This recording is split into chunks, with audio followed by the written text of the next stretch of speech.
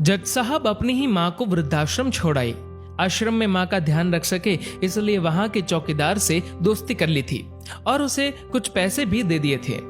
चौकीदार के पूछने पर जज साहब ने चौकीदार को अपने दिल की बात आंखों में आंसुओं के साथ बता दी कि घर में पत्नी है जो माँ के साथ बदतमीजी से पेश आती है और पत्नी के कहने पर दोनों बच्चों ने माँ से बात करनी ही बंद कर दी। माँ को अकेलापन लगने लगा और इन सब वजहों से दिन भर रोती रहती थी, इसीलिए उसे आश्रम छोड़ने के लिए आ गए। तो चौकीदार ने कहा, जज साहब आपके सामने सारे सबूत थे कि कौन सही और कौन गलत है, लेकिन अपनी ही माँ के साथ न्याय नहीं कर पाए तो औरों के साथ क्या न्याय करते होंगे आप। ये बात जज साहब के दिल को चुभ गई। चौकीदार की इतनी सी बात का इतना असर हुआ कि 2 रात नींद नहीं आई, 2 दिन से खाना नहीं खाया और कोर्ट भी नहीं गए। ऐसा लग रहा था जैसे एक चौकीदार ने जज साहब की दुनिया हिला दी हो।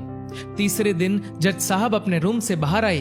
पत्नी और बच्चे खाना लेकर इसी इंतजार में खड़े थे कि जज साहब कब खाना खाएंगे। अभी जज साहब ने एक कागज पत्नी को और 2 अलग अलग कागज अपने बच्चों के हाथ में थमा दिए। कागज की एक लाइन पढ़ी तो पत्नी के हाथों में से थाली गिर गई। उस पर लिखा था कि मैं तुम्हें तलाक दे रहा हूं, और बच्चों से कहा, आज से मेरी सारी प्रॉपर्टी आप दोनों की, मुझे कुछ नहीं चाहिए। बच्चों ने उन्हें जबरदस्ती कुर्सी पर बिठाया। हाथ जोड़कर पैरों में गिरकर इन सब का कारण पूछा तो आंखों में आंसुओं के सैलाब के साथ जज साहब बोले कि मैं मेरी 65 वर्ष की माँ को आश्रम छोड़ के आया हूँ, अनजान लोगों के भरोसे छोड़ के आया हूँ, और आप सब कारण पूछ रहे हैं। हम लोगों को शर्म आनी चाहिए। रोज मेरे कोर्ट से आने के बाद माँ रोती थी कि बेटा प्लीज मुझे वृद्धाश्रम में शिफ्ट कर दो। आप में से किसी ने भी माँ से सीधे मुंह बात नहीं की और ये भी भूल गए कि जिस जज को आज पूरा शहर सलाम करता है, उसी जज को बनाने में उस माँ का कितना बड़ा रोल है। कभी दूसरों के घरों में काम करने जाती तब भी मुझे अकेला ना छोड़ती थी। ऐसी भगवान समान माँ को मैंने आश्रम में छोड़ दिया, और वो भी ऐसे लोगों के भरोसे जिन्हें ये तक नहीं पता कि माँ को क्या बीमारियां है। खुद को कोसते हुए जज साहब कहते हैं, दूसरों पर फैसले सुनाने वाला आज मैं खुद हार गया। मैं जज नहीं बल्कि गुनहगार हूँ, और मैंने जो गुनाह किया है वो शायद कानून तो माफ कर देगा, लेकिन ईश्वर के कोर्ट में वो कभी माफ नहीं होगा। ये कहते हुए जज साहब बोले कि अब मैं अपने पापों का प्रायश्चित करने जा रहा हूँ। मैंने अपना सब कुछ आप लोगों को सौंप दिया है और अब अपनी माँ के साथ आश्रम में रहूंगा और उनकी सेवा करूंगा। पत्नी से जज साहब ने कहा कि याद रखना, आज तुमने उस माँ को आश्रम भिजवाया, तुम भी एक माँ हो, कल तुम्हें भी कोई आश्रम भेजेगी, तब तुम्हें मेरे इन शब्दों का अर्थ सही मायने में समझ आएगा। ये बोलकर जज साहब आश्रम के लिए चल दिए।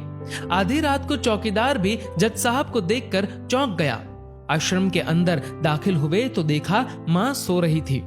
करीब जाकर देखा तो पूरे परिवार की तस्वीर से लिपटकर रोते हुए माँ सो गई थी। आश्रम का प्रशासन भी जाग गया, क्योंकि पीछे पीछे पत्नी और बच्चे भी आ गए थे।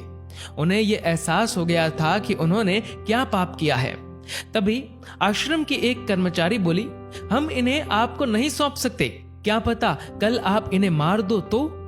ये सुनते ही जज साहब की पत्नी को दिल में बहुत दर्द हुआ। वो बोल उठी कि मैडम जी, शायद हमारे हाथों बहुत बड़ा पाप हुआ है, मानते हैं, लेकिन अब हम इन्हें मारने नहीं, इन्हें एक नया जीवन देने आए हैं। आश्रम के सभी बुजुर्गों की आंखों में आंसू थे। सब के सब रो पड़े। खुशी के आंसुओं के साथ माँ को घर ले आए। लेकिन वही आश्रम में अनेक आंखें ऐसी थी जो किसी ना किसी का इंतजार कर रही थी। माँ, तेरा कर्ज मुझसे अदा क्या होगा, तू अगर नाराज है तो खुश मुझसे खुदा क्या होगा। दोस्तों, इस कहानी को लेकर आपकी क्या राय है, नीचे कमेंट करके जरूर बताएगा। और दोस्तों, अगर आपको ये वीडियो पसंद आए तो इस वीडियो को लाइक करेगा और ज्यादा से ज्यादा लोगों तक शेयर करेगा। और ऐसे ही और भी इंस्पिरेशनल वीडियोस के लिए सब्सक्राइब करें हमारे यूट्यूब चैनल को और फेसबुक पर फॉलो करें हमारे पेज को। धन्यवाद।